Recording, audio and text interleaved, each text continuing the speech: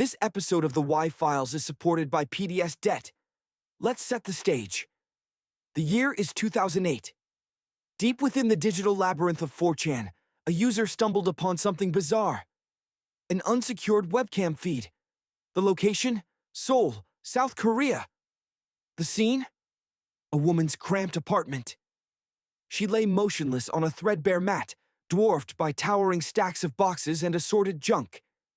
The initial impression was grim. The 4chan user feared the worst. Was she dead?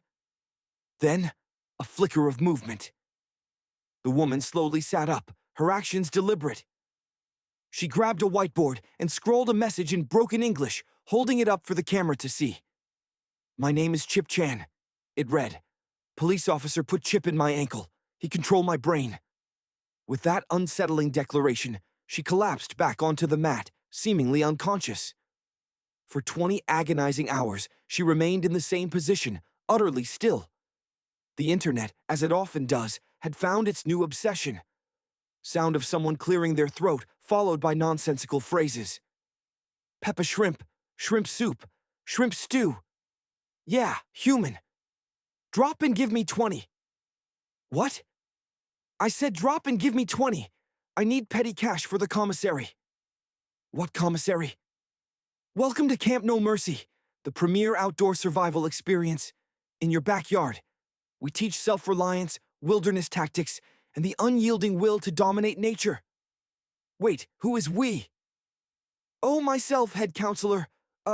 Gertie, search and rescue, and the Beaver brothers are running the obstacle course. What obstacle course? But I took your fence apart and rebuilt it into a confidence wall. Very sturdy.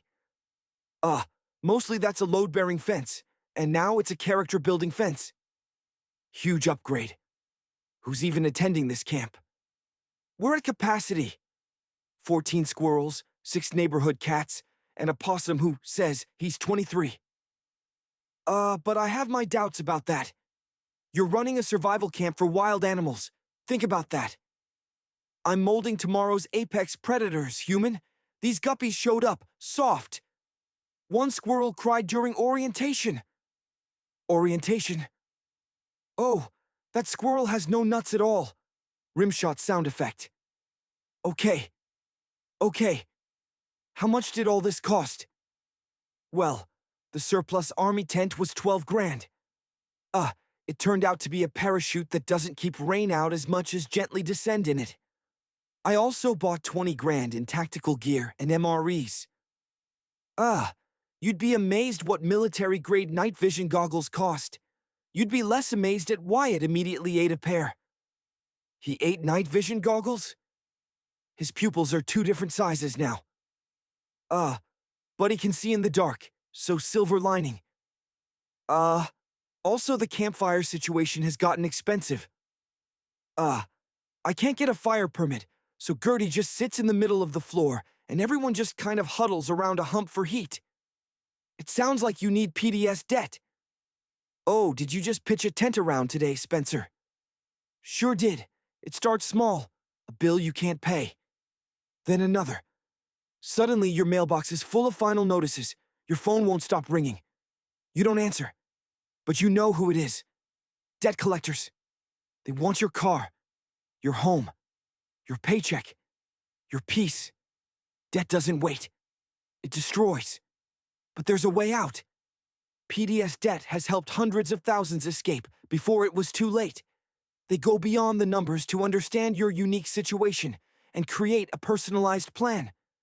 No cookie-cutter solutions, just a clear path to becoming debt-free. There's no minimum credit score required.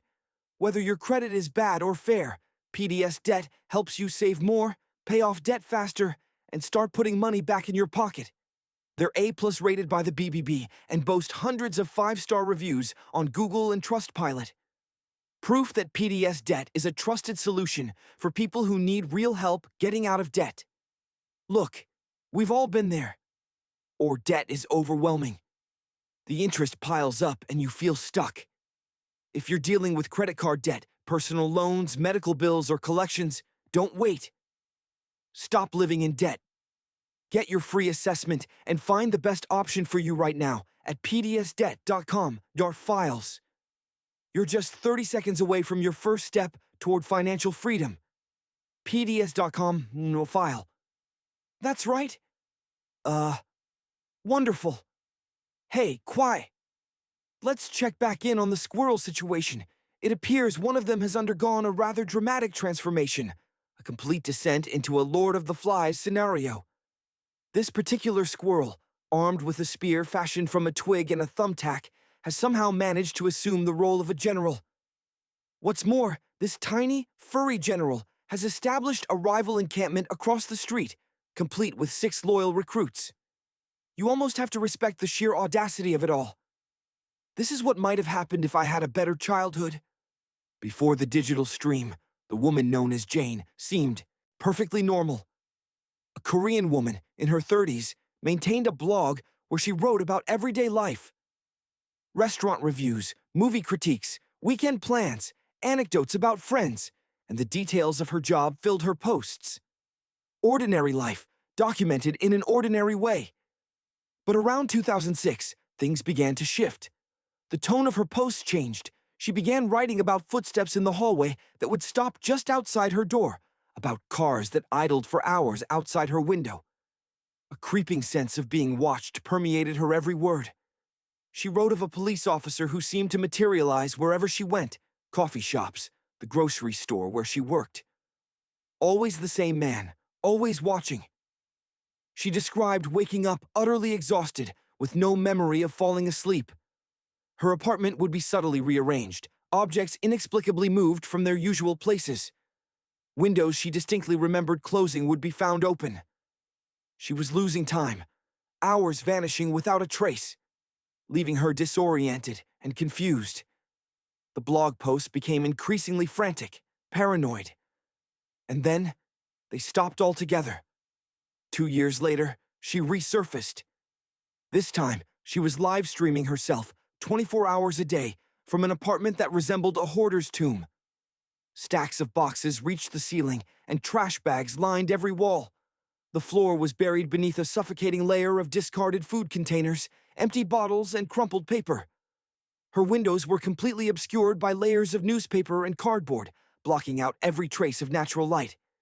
She referred to him only as P, a corrupt police officer who, she claimed, had implanted a Vera chip in her ankle sometime in the late 1990s. She described it as the same technology used by nightclubs to identify VIP customers, the same RFID technology medical facilities use to store patient data. An implant about the size of a grain of rice that could be read by external scanners. These chips are indeed real, and they can be read passively by scanning equipment, meaning no activation is required. They simply function. But according to Chip Chan, her chip was different. P could trigger it remotely, from anywhere in the city. He could force her into unconsciousness with the push of a button, controlling exactly when she slept and when she woke. She lived entirely at his whim, a puppet dancing to P's tune.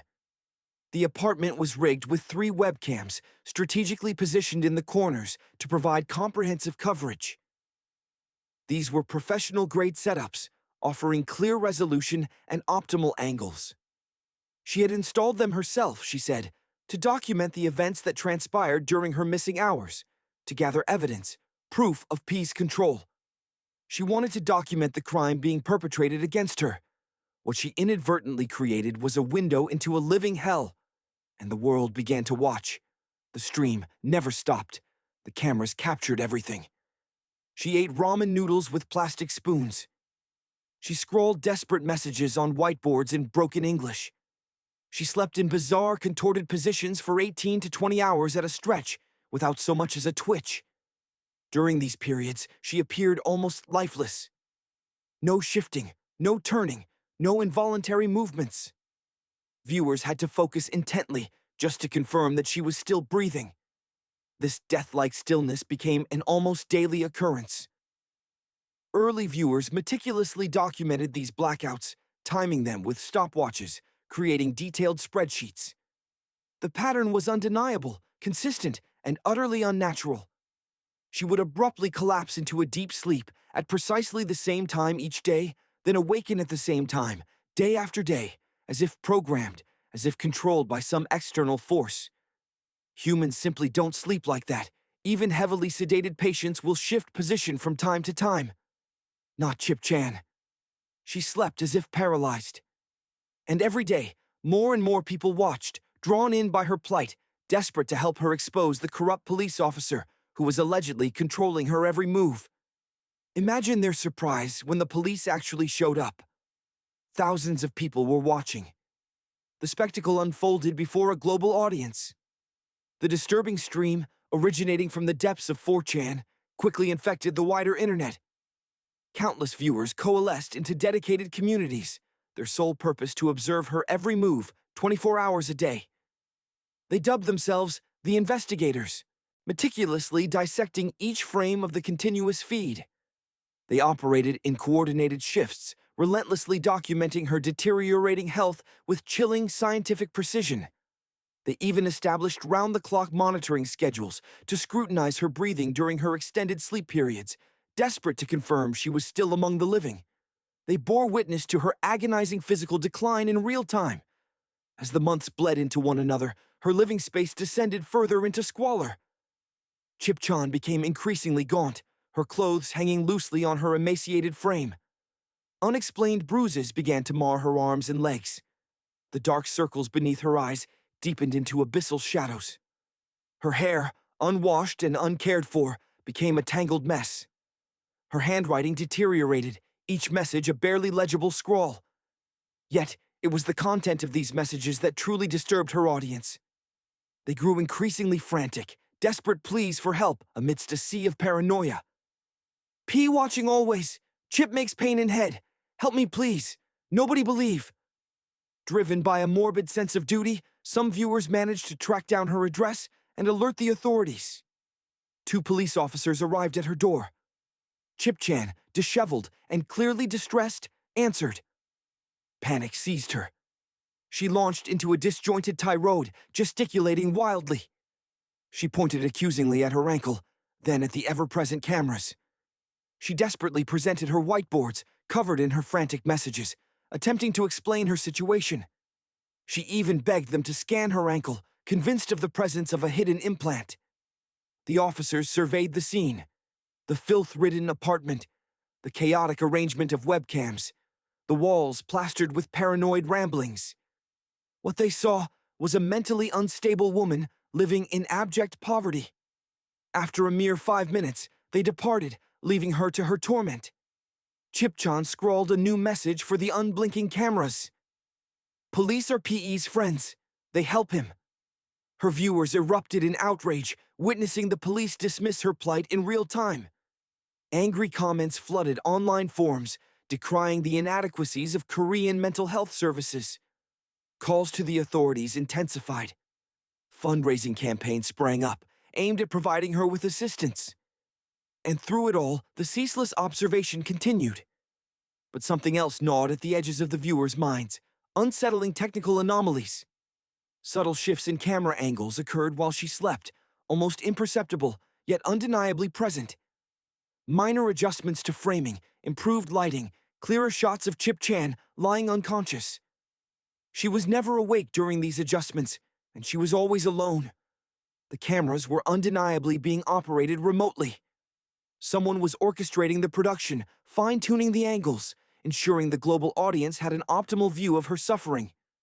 The investigators became consumed by this mystery. Was P somehow controlling the cameras in addition to her mind? Was Chip Chan herself, in moments of clarity, using automation software she had pre-programmed? Or was something even more sinister at play? A third party capitalizing on her breakdown for their own twisted profit.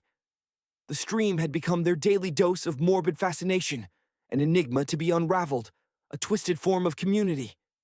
They logged on each morning to ascertain if she was still breathing. They posted minute details whenever she shifted position.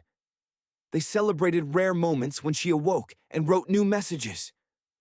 Wikis were created to meticulously document her erratic sleeping patterns. Others analyzed timestamps, searching for hidden meanings within the digital breadcrumbs. They had transformed her isolation into their connection. Her pain had become content. Her psychological disintegration, mere entertainment. Viewers showered her PayPal account with donations. She used the money to order food deliveries, her only tangible link to the outside world. They felt a sense of purpose, believing they were contributing to her well-being. They remained blind to the fact that they were, in reality, complicit in her destruction. The stream persisted for years, migrating across different platforms, utilizing different cameras, offering different perspectives of the same broken woman trapped within the same squalid apartment. When a stream was shut down, dedicated fans tirelessly sought out new hosting. Whenever she was banned for violating a platform's terms of service, she would inevitably resurface elsewhere. 4CHAN'S current whereabouts remain shrouded in mystery. The last confirmed sighting occurred several years ago. Her fate, like her stream, hangs in a disturbing limbo. They say she perished, a slow and agonizing demise from malnutrition and abject neglect. Whispers claim that a neighbor, finally unable to bear the stench emanating from her apartment, lodged a complaint that led to her institutionalization. But the story doesn't end there. Some swear she remains in that same squalid apartment, a digital ghost still broadcasting to a dwindling audience, forever trapped, waiting for a savior to release her from the clutches of this unseen P. Even now, the dedicated subreddit devoted to her case stubbornly persists. It's a digital echo chamber filled with frantic posts from those claiming to have stumbled upon new streams, grainy screenshots that might, just might, depict her, and a relentless pursuit of IP addresses that supposedly trace back to Seoul. The investigation, though muted, never truly concluded. The real tragedy isn't whether the chip, the supposed instrument of control, actually exists. These devices, while real and used for genuine purposes, do not possess the power to enslave minds. That level of technology, thankfully, remains beyond our grasp. At least, as far as we know. No, the true tragedy is far more mundane, far more universal. Thousands upon thousands of people passively observed as a woman's life crumbled before their very eyes. They were enthralled by the enigma, the puzzle of it all. She wasn't a person in need of rescue. She was merely a riddle to be unraveled, a source of morbid entertainment. And the chilling truth is, we perpetuate this every single day. We voluntarily carry tracking devices, broadcasting our every move to corporations and governments that have little regard for our well-being. We stream our lives to faceless strangers who offer nothing in return. We willingly invite surveillance into the most intimate corners of our existence and label it connection. In essence, we inhabit voluntary versions of 4CHAN's apartment, albeit with better Wi-Fi and cleaner floors. 4CHAN represented an extreme, distorted reflection of our own choices. She was utterly connected, yet profoundly alone. The cameras never ceased their relentless gaze. The audience remained fixated, unblinking. The show, a grotesque spectacle, never reached its conclusion. The archives, a testament to this digital voyeurism, endure.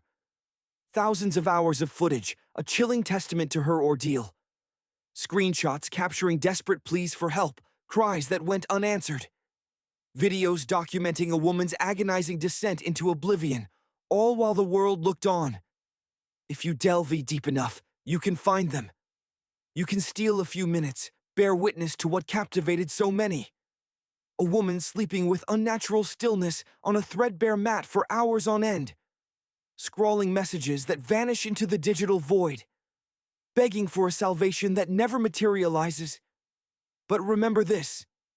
As you watch, you're not solving a mystery. You're becoming an accomplice in one. And the true mystery isn't what became of 4CHAN. The mystery lies in our insatiable need to watch. Gather close, now. What follows is a tale that demands your undivided attention. In 2015, a peculiar YouTube channel materialized, bearing the name Local 58. It presented itself as a repository of recordings salvaged from a public access station located in Mason County, West Virginia. The station's call sign, WCLV-TV. The videos were concise, rarely exceeding 2 or 3 minutes in length. Weather bulletins, emergency broadcasts, children's programming, the kind of obscure content that typically graced the airwaves at 3 a.m., relegated to stations that few, if any, actually watched. However, these seemingly innocuous broadcasts were subject to unsettling hijackings. And the hijacked messages, each time, conveyed the same chilling directive: don't look at the moon. The initial video, appropriately titled Weather Service, showcases a standard weather alert, the familiar white text emblazoned on a colored backdrop, the sort of message your local station would air during a severe tornado warning. Suddenly, the screen flickers, convulsing violently. The alert morphs, contorting into something sinister. And then, the words emerge. Do not look at the moon tonight. The station, it seems, is desperately attempting to warn its viewers.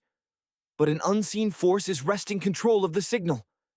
The text pulsates, distorts, and inverts itself. Now the message screams, look at the moon, his throne, his crown. Whatever entity has seized control of the broadcast hasn't simply suppressed the warning. It has perverted it, twisting it into an invitation. The station sought to protect you. The thing that usurped the signal desires something else entirely. It wants you outside, vulnerable.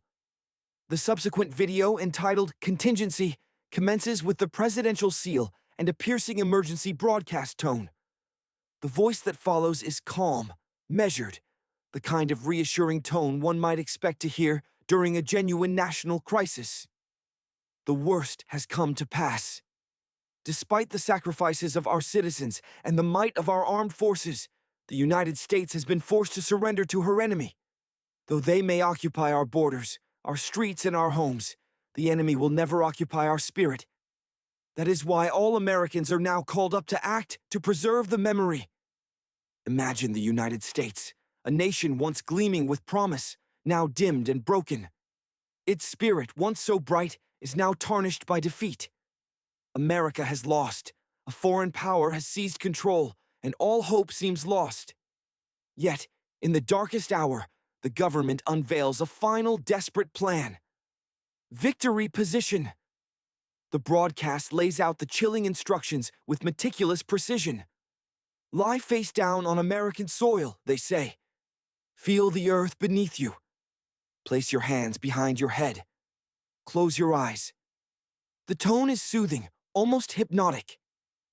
This, they claim, is your patriotic duty. The pain will be brief, they promise. This is how you achieve victory. A horrifying realization dawns. The government is urging its citizens to commit suicide, cloaking this act in the guise of patriotism. The broadcast concludes with the image of a waving flag, the words, "Victory is yours, America," emblazoned across the screen. The national anthem swells as idyllic scenes of rolling hills and farmland are displayed. The message is so expertly delivered that the body reacts before the mind can fully grasp the horror. A surge of adrenaline, a chilling of the hands, a primal response to a tone heard countless times before. The calm, authoritative voice of tornado warnings, amber alerts, emergency broadcasts, all promising safety through obedience. Do what we tell you, and you'll be safe. Fast forward to January 2018. Cell phones across Hawaii erupt with an emergency alert. Ballistic missile inbound. Seek immediate shelter. This is not a drill. Panic explodes. Oh gosh, what happened? Holy crap, did something happen? It says this is not a drill. Missile threat inbound to Hawaii. Seek immediate shelter. This is not a drill. They called a nuclear bomb strike on us, and I'll try and keep you updated on what happened. A father's frantic words to his family. Let's go, Dad. They're not going to tell us, but we need to know. Like people vacationing out here, man. Okay, this ain't no joke. A chilling farewell. If you're watching this video, that means I didn't make it 'cause of the missile that's coming towards Hawaii. I had a good life. For a harrowing 38 minutes, the people of Hawaii lived in terror. Some bid farewell to loved ones. Others hid their children in storm drains, desperately seeking safety. It was a false alarm, a mistake, an employee who clicked the wrong button. But for those 38 minutes, a million people unquestioningly obeyed a message on a screen. But the contingency broadcast was just the beginning of the psychological assault. The next message didn't just instruct you to go outside, it showed you the horrific consequences of doing so. You are on the fastest available route. The screen shows dashcam footage, the perspective of someone driving at night. A GPS voice calmly provides directions. Turn left, continue straight. The road becomes increasingly desolate, swallowed by darkness. The turns become illogical. The GPS commands the driver to follow signs that read, "Do not enter." It instructs them to turn off their headlights, and each time the driver complies, blindly following the disembodied voice. The road vanishes into a dense forest. In the final frame, a single, blinding flash of light illuminates a figure standing motionless among the trees. You have arrived. Not a person, but something else entirely. Something impossibly tall, unnaturally thin, lurking in the shadows. Then comes real sleep. It appears to be a sleep aid program reminiscent of the early 80s. Soft, soothing music plays as a calm voice gently coaxes you to relax. Breathe in, hold, breathe out. The screen displays calming patterns designed to lull you into a state of drowsiness. And that is precisely the intention. Then, the instructions shift, becoming unsettling. Stand up, walk to the door, open it, step outside, look at the sky. The voice remains unchanged, devoid of urgency, guiding you with the same detached tone as a meditation app. But behind the calming text, almost imperceptible upon first viewing, are faces. Distorted, stretched, watching from behind the broadcast, their presence deeply disturbing. Thousands of viewers didn't notice these faces until their third or fourth viewing. They went back, checked again, and realized that the faces had been there all along, lurking in the shadows from the very beginning. Imagine a late-night astronomy program, sky watching, a seemingly innocent guide to the constellations. A cheerful host points out familiar patterns in the night sky. Then, without warning, the scene cuts to a field bathed in darkness. An unsettling silence hangs in the air, no crickets chirping, no wind rustling through the trees. Dozens of figures stand motionless, their heads tilted back at the same unnatural angle. Not a single movement, not a single word. They are all fixated on a single point high above. Frame-by-frame analysis by concerned viewers reveals something disturbing lurking in the sky. A barely perceptible shape, a presence looking down upon the assembled crowd. The question hangs heavy. What are they looking at, and why? The unsettling sequence continues. A children's show begins with a cartoon skeleton named Cadaver dancing to a catchy tune. It evokes the nostalgic feel of an 80s kids program. But as the cartoon moon rises, the skeleton abruptly stops its dance. The animation warps, shifting from cartoonish to disturbingly photorealistic. A real human skeleton fills the screen, the cheerful music replaced by an unsettling silence. Or rather, replaced by something far more sinister. The pattern becomes clear, spreading across seemingly disparate media. Weather alerts, government broadcasts, GPS navigation systems, even sleep programs, and children's entertainment. Every system designed to provide safety and security has been twisted, weaponized. Each one subtly pushing viewers to perform the same action: go outside, look up. And those who comply, those who gather in the field, blindly follow their GPS or lie face down in the victory position, undergo a disturbing transformation. Some never return at all. The creator of this unsettling phenomenon is a cartoonist named Chris Estraw. He initiated this nightmare with Weather Service in 2015, a video crafted using iMovie and uploaded to an obscure YouTube channel. It garnered a few thousand views and then faded into obscurity. 2 years later, the dedicated Local 58 channel emerged, unleashing a torrent of unsettling content. 7 videos over 8 years, culminating in the chilling 30-minute piece CLO in 2023, accompanied by an alternate reality game. A real website, local58.tv, serves as a repository for hidden messages and coded transmissions, fragments of a story slowly piecing itself together since the initial upload. There are no behind-the-scenes glimpses, no interviews to decipher the lore. Straw maintains the illusion, as if Local 58 were a real hijacked TV station. The broadcasts exist, stark and unexplained. Before Local 58, there was no established genre for this type of horror. Creepy VHS-style videos existed, but Straw masterfully combined the broadcast format, the veneer of institutional authority, and the insidious corruption of trusted systems into a single, terrifying concept. After Local 58, a name emerged: analog horror. This spawned a wave of imitators: the Mandela Catalog, Gemini Home Entertainment, Monument Mythos, the Backrooms. Dozens of channels, hundreds of videos, millions of views, all tracing back to a single cartoonist who created a fake weather bulletin on iMovie and cautioned viewers against looking at the moon. But there is a detail often overlooked. Straw also penned a creepypasta called Candle Cove, a forum thread detailing a non-existent children's TV show broadcast on a local station with no official records. The puppets featured human teeth, the show was filled with screams and static, and the broadcasting station was named WLV, the same call letters as Local 58. Candle Cove, CLECOVEWCV. Straw also conceived a webcomic titled Brood Hollow, set in a town where reality frays and something ancient lurks in the shadows. One of its characters, a skeleton named Cadaver, is the very same skeleton that dances in Local 58's children's program, the same skeleton that freezes when the moon appears. Broad Hollow, Candle Cove, Local 58, all situated in or around the same fictional town in West Virginia, all interconnected and hinting at something sinister. Straw has never divulged the meaning behind it all. The channel boasts over 500,000 subscribers and 20 million views. The website remains active, the signal continues to broadcast. And if you're watching this late at night, imagine a chilling scenario. You're alone, shrouded in darkness. Resist the urge to glance out the window. The danger isn't just what might be lurking there, but the insidious possibility that a part of you, conditioned by a lifetime of screen obedience, might actually obey the commands embedded within some unseen broadcast. Why indeed are you still watching? Let's rewind to 2015. In Sweden, a tech blogger received a strange package: an envelope devoid of a return address, bearing a Polish postmark.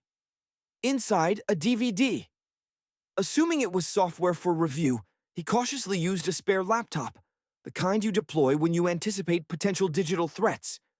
But there was no software. Instead, a disturbing 2-minute black and white video unfolded.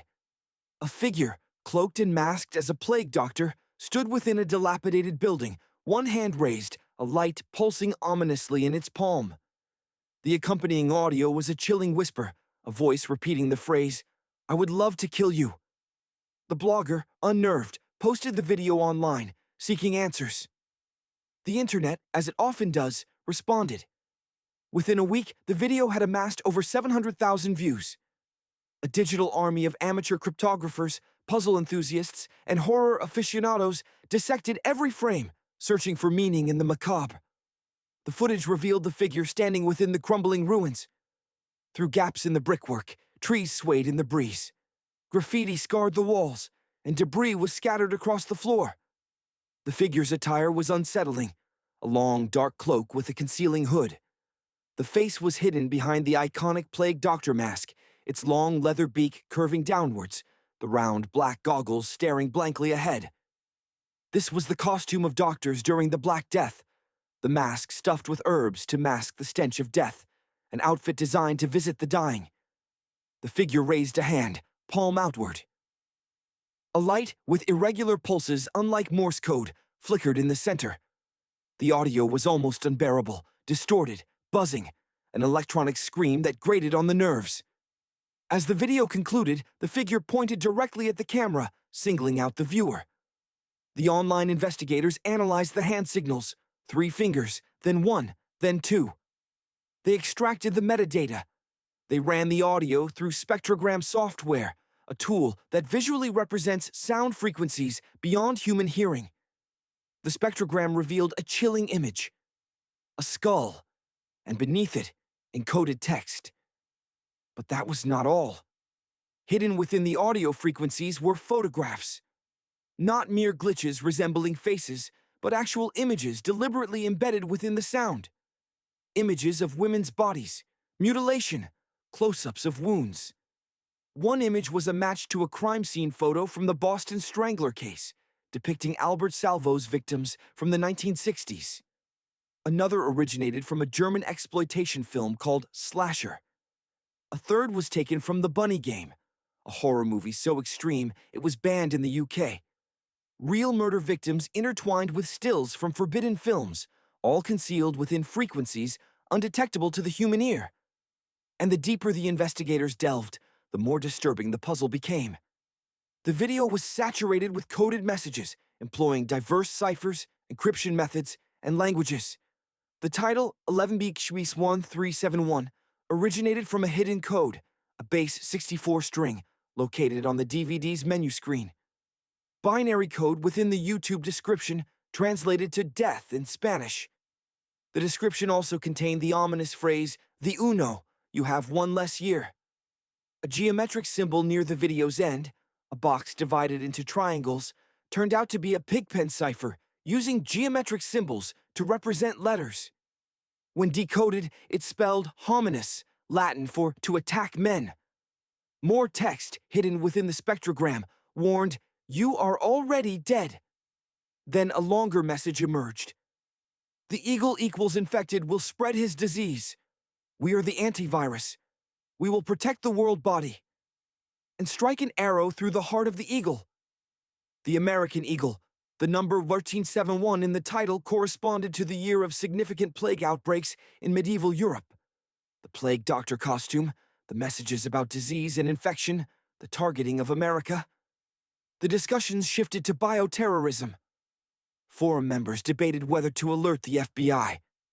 The Washington Post published an exposé. Gizmodo, Slate, every news outlet imaginable clamored to understand the same chilling question. Was this a manifesto of madness, a direct threat, or the macabre record of a killer meticulously documenting his heinous acts? The blinking light clutched in the plague. Doctor's hand pulsed with an ominous rhythm, resembling a countdown to some unknown horror. Then, a breakthrough. Someone, somewhere, recognized the location. A sharp-eyed Polish internet user identified the distinctive windows and the crude graffiti adorning the walls. The unsettling video had been filmed within the decaying walls of Zofówka Sanatorium, an abandoned psychiatric hospital located just outside Warsaw in the town of Otwock. But the building's history deepened the mystery, casting an even darker shadow over the entire affair. Zofówka first opened its doors in 1908. A dedicated group of Polish Jewish doctors had painstakingly raised funds to create a sanctuary, a mental health facility specifically for Jewish patients. They named their organization the Society of Poor Jews with Nervous and Mental Illnesses, envisioning a haven of healing and care. By 1935, the sanatorium had grown to accommodate 275 beds, a testament to their unwavering commitment. It was conceived as a place of solace, a refuge where troubled minds could find peace. Then, the iron fist of the Nazi regime descended. In 1940, Zofówka found itself trapped within the confines of the Otwock ghetto. Almost 400 vulnerable patients were left to slowly starve, the Nazi authorities callously refusing to expend resources on those they had already condemned to death. On the 19th of August 1942, German soldiers, accompanied by Ukrainian guards, brutally rounded up all the patients and staff, herding them into the sanatorium's main pavilion. There, in cold blood, they executed between 100 and 140 souls where they stood. The remaining survivors, along with the entire Jewish population of Otwock, approximately 7,000 people, were forced onto trains bound for the extermination camps. A handful of courageous doctors attempted a desperate escape by ambulance, but most were captured. Some members of the staff, facing the unimaginable horrors of the camps, chose to end their own lives.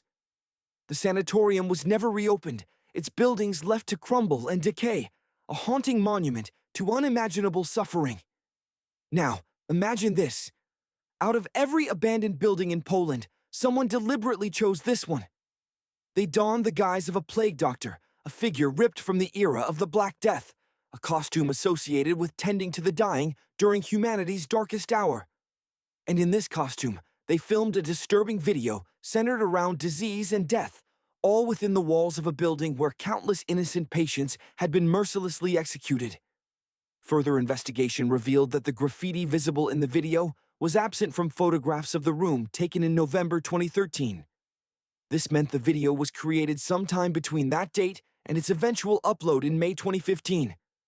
This wasn't a spur-of-the-moment act. Someone had spent months meticulously planning this elaborate charade, crafting the unsettling costume, encoding cryptic images, layering complex ciphers. And the video had been lurking online far longer than anyone initially suspected. Before the mysterious DVD surfaced in Sweden, before the flurry of blog posts and online speculation, a YouTube account under the cryptic name AETBX had already uploaded the video on May 9, 2015. The account contained no other content, a digital ghost ship sailing a sea of unanswered questions. When reporters finally tracked down the user behind the AETBX account, he identified himself as Daniel, claiming to be from Spain. He insisted that a girl, a complete stranger, had emailed him the video after discovering it abandoned on a park bench. Nobody could decipher the enigma of AETBX. Nobody could offer a plausible explanation for the appearance of the DVD. The video had even materialized on 4CHAN'S notoriously unsettling paranormal board before its YouTube debut. It was as if someone was deliberately seeding copies across the internet, using untraceable channels. Discarded discs in subway stations, mysterious files left on park benches, anonymous uploads to obscure online forums. The mystery was a labyrinth, a puzzle box filled with layers upon layers of deception. Every answer only served to unlock a new, even more perplexing question. And then, someone decided to step through one of those doors. In the fading days of November 2015, a Twitter account emerged bearing the name Parker Warner Wright. The owner boldly claimed responsibility for creating the infamous video. Of course, others were making similar claims at the same time, muddying the waters even further. But Wright did something that set him apart, something that lent his claim a chilling credibility. On New Year's Eve, he unleashed a sequel, 11B3, 1369. The same unsettling plague doctor, the same decaying sanatorium, the same disturbing aesthetic, but with a fresh layer of cryptic ciphers woven into the fabric of the video. The figure initially appeared outside, lurking in the surrounding forest, before venturing back into the oppressive darkness of the building's interior. Later in the video, another figure emerged. A woman clad in a stark white dress, her face obscured by bandages. 3 weeks later, the online publication, The Daily Dot, published an interview with Wright. He claimed to be an American expatriate living in Poland. He described the videos as an elaborate art project, a complex cryptographic puzzle designed to be deciphered. He stated that he had deliberately left copies of the video on discs hidden in a Warsaw subway station and a local park, and that he had posted an early version on 4CHAN'S paranormal board to gauge reactions. He even claimed that the Swedish blogger had received his DVD because he had handed Wright a business card at a tech convention. Wright proudly proclaimed that he had painstakingly built the plague doctor mask himself from scratch. He then issued a chilling challenge. But here's the truly unsettling part. No one could replicate it perfectly. Then, in April of 2019, a third video surfaced, designated 11B451T8. More enigmatic ciphers, more deeply embedded, encoded messages. This bizarre project had been unfolding for 4 long years. An entry on IMDb credited a second individual, an enigma known only as Amir Yakimos. To this day, Amir Yakimos remains unidentified, a ghost in the machine. Wright, in a bizarre twist, secreted away 8 USB drives across Warsaw, each containing GPS coordinates for his devoted followers to discover. These drives held encrypted bonus content, adding another layer to the mystery. His final known video, ominously titled The Trigger, emerged in 2021. His YouTube channel remains active, a digital tomb. Wright, the Phantom, never revealed his face, not even once. His communication was solely through text, cryptic social media posts, emails sent to reporters, and encrypted messages intended for his followers. Imagine an American living in Poland, concealed behind a handmade mask that defied duplication, filming within buildings stained with the echoes of past murders, encoding crime scene photos into haunting sound frequencies. He dared to call it art. Months were consumed in the meticulous design of the costume, the painstaking encoding of photographs depicting real murder victims into audio, and the layering of complex ciphers in 3 distinct languages across every frame. He deliberately chose a building where Nazi soldiers had carried out the brutal execution of psychiatric patients. Then, he mailed anonymous DVDs across international borders, delivering them to a stranger in another country. Art? The Swedish blogger, initially skeptical, eventually conceded to Wright's narrative. The costume details aligned consistently across all the videos. The cipher style remained uniquely his. The mask challenge went unanswered, a testament to its unique construction. Wright was, almost certainly, the creator of this macabre spectacle. But knowing the artist doesn't diminish the disturbing nature of the art. The spectrogram images persist, a silent testament. Every time someone plays the video, the audio carries within it the encoded photographs of real victims, hidden in frequencies undetectable to the human ear, yet visible to specialized software. 2 minutes of a plague doctor figure staring intently at the camera, standing in a room where countless patients met their violent end.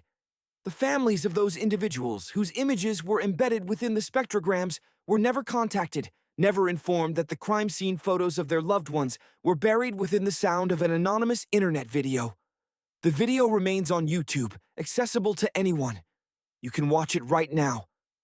2 minutes, black and white, a blinking light. And within the hidden frequencies, the spirits of the dead linger, waiting for someone to uncover them. Thank you for joining me today. My name is AJ, and this is the Y Files, and what you've just heard is a campfire story. No debunking, no analysis, just a chilling tale meant to unsettle you. And this particular story is both true and unresolved. If you enjoyed this, please consider liking, subscribing, commenting, and sharing. Your support is invaluable. As with many topics we explore here, this one was suggested by you, the viewers. If you have a story you'd like to see covered, please visit theufiles.com, jot tips, or send us an email. We're always eager to explore new mysteries.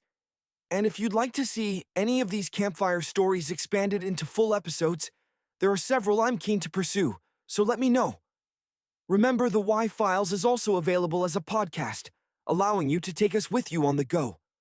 I provide deeper dives into the stories we cover on the channel, and also include episodes that might not be suitable for the channel itself. The podcast is called the Y Files Operation Podcast and can be found wherever you get your podcasts. If you're listening on an audio platform, please do me a favor and hit the thumbs up, like, follow, or whatever equivalent button is available. Your support truly makes a difference. If you need more Y Files content in your life, join our Discord community. We're nearing 100,000 members, creating a supportive and engaging environment with someone online around the clock, and it's free to join. Speaking of 24/7, be sure to check out our 24/7 stream on the Y Files Backstage. We run episodes back-to-back with entertaining content in between, and the live chat is always lively. Special thanks to our patrons who make this channel possible and support every episode of the Y Files. Every contribution helps. Before we delve back into the primordial past, I want to express my sincere gratitude to our Patreon members. Your unwavering support is the bedrock upon which this channel is built. Without you, this journey through time would simply not be possible. If you, too, wish to fuel our expeditions into the world of dinosaurs and prehistoric beasts, consider joining our Patreon community. For a modest sum, you gain access to a treasure trove of exclusive content. Early access to videos without those pesky commercials, exclusive merchandise to proudly display your love for the ancient world, and, perhaps most excitingly, 2 private live streams every week, reserved solely for our members. These live streams are unlike anything else we offer. Imagine, webcams blazing, our entire team assembled, ready to engage with you directly. You can join us on stage, ask questions, share your own theories, and become an active participant in our prehistoric discussions. It's an immersive experience, a chance to connect with fellow enthusiasts and the creators of the content you enjoy. In my humble opinion, it's the ultimate Patreon perk, and there's another fantastic way to support our work: by acquiring something from the Wild Files store. Just head over to shop.thufiles.com, and you'll find a curated selection of merchandise, from apparel to collectibles, all designed to celebrate the wonders of the prehistoric world. But here's a tip for savvy shoppers. Become a YouTube member, and you'll receive a permanent 10% discount on everything in the Wild Files store. If you're planning on stocking up on t-shirts and mugs, that membership will quickly pay for itself, and your money will directly support our team and our mission. Those are the plugs, delivered with the speed and efficiency of a velociraptor, Velociraptor mongoliensis, on the hunt. And with that, it's time to bid you farewell, until our next journey into the depths of time. Be safe, be kind, and know that your support is deeply appreciated. Musical interlude with lyrics. Oh, I played Bibia in Area 51. A secret code inside the Bible said I would. I love my UFOs and paranormal fun, as well as music singing like I should. Then another conspiracy theory becomes the truth, my friends, and it never ends. No, it never ends. I fear the crab guy. I got stuck inside Mel's home with MKL truck. I feel only aware Stanley Kubrick faked the moon landing alone on a film set of shadow people there. The Roswell aliens just fought the smiling man. I'm told, and his name was Cold. I can't leave. I'm dancing with the fish and your fish on Thursday night and all through the night. All I ever wanted was to be the truth. One more through the night. The M sightings and the solar storm still come to gather this young city underground. Mysterious number stations, planet circle to Project Star, and what the Dark Watchers found in a simulation. Don't you worry, though, the Black Knight.